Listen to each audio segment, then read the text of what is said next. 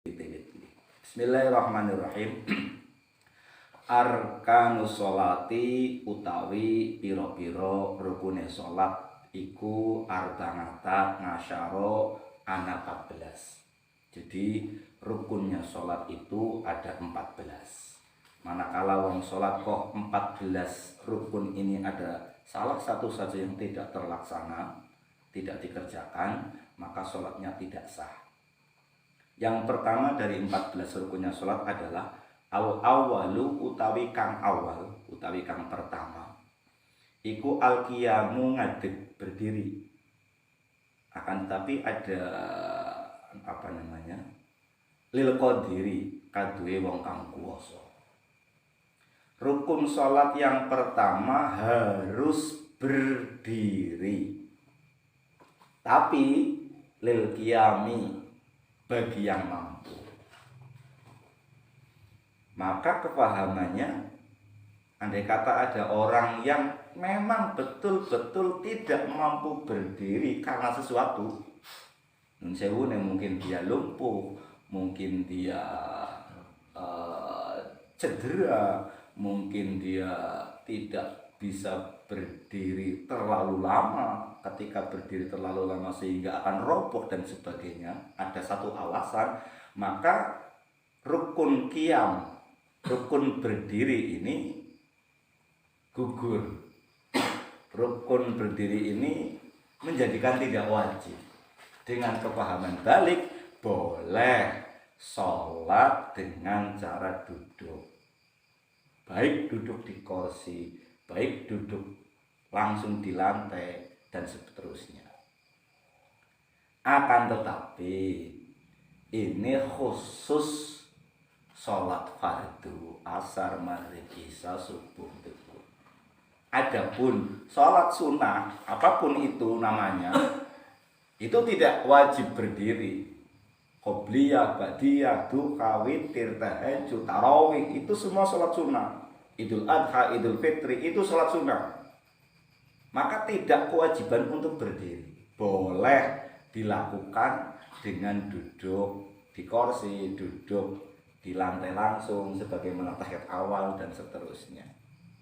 Jadi saya ulangi, rukun sholat yang pertama adalah harus berdiri bagi yang mampu pada sholat fardu. Lengkapnya seperti itu, pada sholat fardu. Maka seharusnya tidak ada pertanyaan lagi, lah terawih kemudian terawih sunnah, maka boleh sholat dengan duduk. Walaupun mungkin kisi lagi apa-apaan imam sing tua ben ngadeg malah ansor sing bocah nom terawihnya karo jagung, tapi secara hukum ini sah-sah saja dan boleh. Ini nanti mungkin hanya 5 dulu yang dibahas pada malam hari ini. Yang kedua, asani utawi kang kapindo, utawi kang nomor loro, iku an-niyatu niat. Kama huwal maklum bahwa innamal a'malu itu binniat. Setiap amal perbuatan apapun akan dianggap sah, akan dianggap sempurna manakala diniati. Ketika perbuatan baik tidak diniati ibadah, maka ya mungkaton tok apik. Hasilnya tok secara duniawi yang nampak. Akan tetapi secara ganjaran, secara pahala itu tidak ada, tidak tercatat. Apalagi yang kaitannya dengan ibadah mahdoh, ibadah murni, sholat, puasa, itu namanya ibadah mahdoh, ibadah murni, itu wajib diniatkan. Usolli fardhu subhi, usolli fardhu dhuhri, nawaitus sauma ghadin, dan seterusnya. Itu namanya ibadah mahdoh, ibadah murni. Adapun ibadah apa? Ibadah yang ghairu mahdoh, sebagaimana kita menolong orang, sebagaimana kita bersedekah. Sedekah itu apik, infak itu apik. Tapi kalau tidak diniati ya hanya manfaat saja yang bisa dirasakan, pahala wallahu alam. Tapi sekali lagi, rukun sholat yang kedua adalah harus niat. Lah, niat di sini yang bagaimana? Sebagaimana definisi niat, niat itu adalah mahallun niat adalah fil qalbi. Tempat daripada niat itu dalam hati, bukan usolli fardhu duhrinya, bukan usolli fardhu ngasrinya, bukan lafaz usolli fardhu subhinya, akan tetapi niat yang dimaksud adalah manakala ketika kita Allah takbiratul ihram, hati kita langsung bergerak kontak, saya niat sholat duhur 4 rakaat menghadap kiblat sebagai makmum lillahi ta'ala. Jadi kepahaman baliknya atau kepahaman ringannya, ana wong ora hafal usuli ndak masalah. Yang penting ketika takbiratul ihram tadi artinya kontak seret. Baik itu sholat duhur, fardu, baik itu sholat tarawih yang sunnah dan seterusnya. Nah ini dikatakan gampang yo, gampang, dikatakan aneh ya aneh prakteknya loh. Angger Allahu Akbar, angger wong sing nembe, artinya orang yang baru belajar itu memang sulit. Karena tidak bisa memadukan antara menyuarakan Allahu Akbar bersamaan dengan keniatan hati, kan angel. Tapi kalau kita dilatih dengan sendirinya, ketika Allahu Akbar langsung kontak hati niat sembahyang duhur, patang rakaat dan seterusnya. Nah, diulangi bahwa rukun yang kedua adalah niat.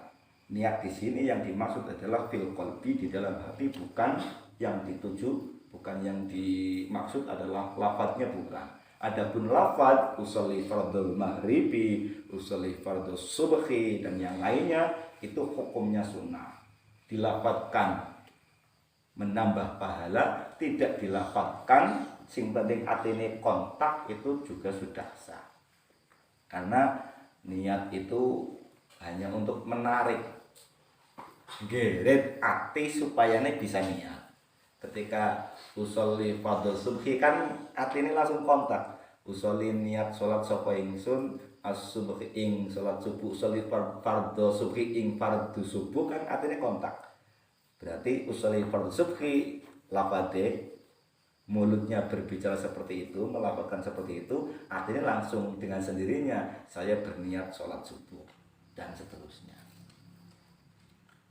Pun yang kedua adalah asalisu utai kang kaping 3 iku takbiratul ihrami, maca melafadzkan takbiratul ihram. Harus melafadzkan. Yang namanya takbiratul ihram itu bukan mengangkat tangannya, tapi melafadzkannya, melafadzkan lafadz jalalah Allahu Akbar gue. Jadi antara niat dan takbiratul ihram itu dua rukun yang berbeda, akan tetapi prakteknya secara bersamaan. Jadi Allah lafadznya takbiratul ihram Allah, artinya niatin sembahyang duhur 4 rakaat. Jadi makmum lillahi ta'ala berarti nembe bar Allah. Dan sepanjang durasi Allahu Akbar ini dipenuhi dengan niat sholat. Niat ingsun sembahyang subuh 2 rakaat dadi makmum madhep lillahi ta'ala bar Allah Akbar. Jadi dua rukun yang dikerjakannya secara bersamaan. Bukan mengangkat tangannya, tapi lafaz Allahu Akbar. Maka angger di jelentrehna sing lebih luas, ana wong sembayang sing penting Allahu Akbar tidak mengangkat tangan itu sah, karena yang dituju, yang diwajibkan adalah lafaz Allahu Akbarnya, bukan mengangkat tangan. Mengangkat tangan tidak mengangkat tangan, sepanjang melafazkan Allahu Akbar, sembayang tetap sah, sholat tetap sah. Akan tetapi pastinya karena mengangkat tangan itu hukumnya sunnah, manakala orang mau mengangkat tangan dalam takbiratul ihram ini menambahkan pahala. Jadi jangan kagetan manakala kita melihat anak orang takbir kok jijik Allahu Akbar, jijik Allahu Akbar langsung sidak. Ini jangan kagetan, karena yang dinilai itu bukan mengangkat tangannya, yang dipoinkan itu bukan mengangkat tangan tapi melafadzkannya. Dan lafaz ini harus paten, harus Allahu Akbar. Allahu utawi Gusti Allah iku akbaru zat kang maha agung. Artine walaupun bahasa Arab yang mempunyai makna agung besar itu banyak, tetap tekstualnya apa jenengannya? Lafadznya harus Allahu Akbar. Karena sifatnya pengeran kan akeh, akbar, al-azim, al-aziz, al-jalal dan sebagainya. Artinya ketika Allahu Akbar ini diganti lafadz yang lain walaupun maknanya sama, itu tetap enggak sah. Karena yang direkomendasikan adalah takbir Allahu Akbar gue. Mungkin makna yang sama banyak. Allahul Azim, Allah yang maha besar, maha mulia, maha agung, maknanya hampir sama. Akan tapi lagi-lagi tidak boleh diganti dengan sifatnya Allah dengan lafaz yang lain selain akbar. Allahu Akbar. Yang keempat, nanti 5 saja. Yang keempat, ar-rabi'u kang kaping 4 iku qiraatul Fatihati maca surat Fatihah. Jadi bacaan-bacaan di dalam sholat itu sebetulnya kewajibannya tidak banyak. Satu, Fatihah. Yang kedua adalah bacaan tahiyat, tasyahud akhir. Jadi aja ngel-ngeli wong, jangan memberatkan orang yang mau belajar sholat. Lho nyong ora apal dongane ruku, ora apal dongane i'tidal, ora apal dongane duduk di antara dua sujud sing akeh nemen, ndak masalah. Sing penting wong kowe apal Fatihah 7 ayat dan apal tasyahud itu sudah cukup. Atau mungkin wong apal kabeh dongane ruku subhanarabbil azim, i'tidal rabbana lakal hamdu, sujud subhanarabbil a'la, duduk di antara sujud rabbi fili warhamni dan seterusnya apal kabeh. Tapi memang sengaja tidak membaca karena tahu persis rukunnya sholat hanya ini. Dia hanya membaca Fatihah dan tahiyat akhir, itu sah-sah saja. Karena memang rukunnya rukun qauli, rukun ucapan itu yang pertama adalah Fatihah. Lah gane ora hafal Fatihah priwe? Bisa diganti dengan ayat yang lain 7 ayat. Jadi karena Fatihah ini 7 ayat, maka boleh diganti dengan ayat yang lain 7 ayat sebagai pengganti Fatihah. Jadi tidak boleh, tidak sah manakala orang sholat tidak membaca Fatihah. Nah, karena ini waktunya sangat singkat ya, bukan singkat sebetulnya, tadi semalam wis wengi dan dia mbok ngeblank iki. Lah, mulane sebagai makmum ini harus hati-hati, harus tahu piye carane.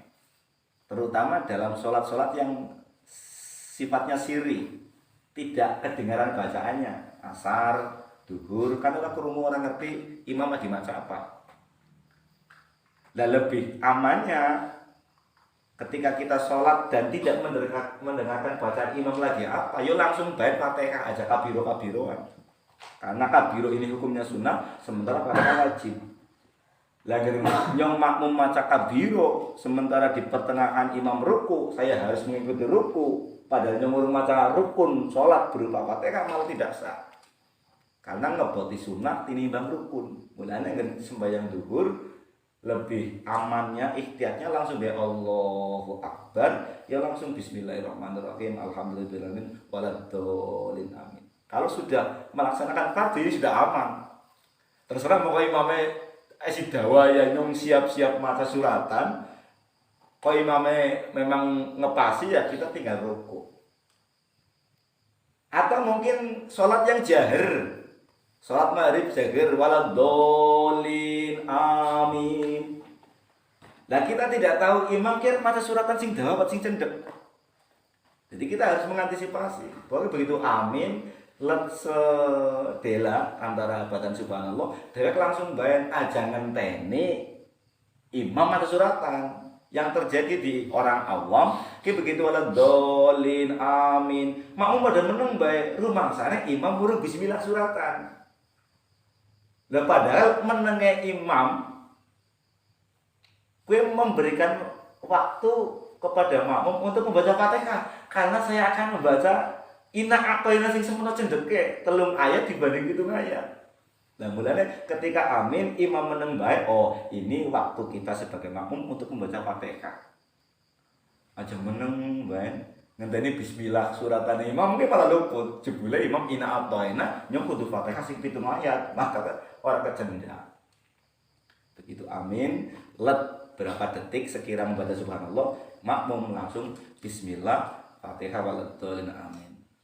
Terlepas imam maca surat dawa, surat pendek, yang penting kewajiban makmum sudah terpenuhi. Yang terakhir pada malam hari ini, karena ini panjang juga. Yang terakhir, yang kelima adalah ar-ruku'. Ruku' di sini adalah gerakan apa nih jenenge? Iya, gerakan ruku', gerakan jongkok. Bukan bacaannya loh. Bukan bacaannya subhanallah azim, bukan, tapi gerakan jongkoknya. Ini rukun. Jadi semua orang yang sholat itu wajib bergerak seperti itu, berdiri setelah selesai rukun-rukun yang lain dan melaksanakan sunnah suratan, itu harus ruku Allahu Akbar. Terserah baca subhanallah azim ya mendapatkan tambahan pahala, diam 1000 bahasa pun, karena rukunnya hanya rukunnya hanya ruku. Ruku itu ya jongkok setelah berdiri. Mata subhanallah azim tambah ganjaran, diam pun sholatnya tetap sah. Maca subhanallah azim ping 3 yo ganjaran, maca subhanallah azim ping 9 yo ganjaran. Nanti tergantung seberapa banyak tambahan perbuatan sunnahnya. Mestinya kan seperti itu. Mata sebelum ngadimi ya ganjaran sebenarnya. Mata ping 3 ya berarti ya ada tambahan ganjaran lagi. Tidak membaca pun sah-sah saja. Nah, ini yang perlu digarisbawahi. Allahu Akbar, takbir itu yang wajib adalah takbiratul ihram. Allahu Akbar yang pertama. Adapun takbir seterusnya itu hukumnya sunnah. Hanya untuk aba-aba saja. Allahu Akbar, oh ruku. Allahu Akbar, oh sujud. Allahu Akbar, oh duduk di antara sujud. Artinya sing wajib tetap kayak pertama mau Allahu Akbar.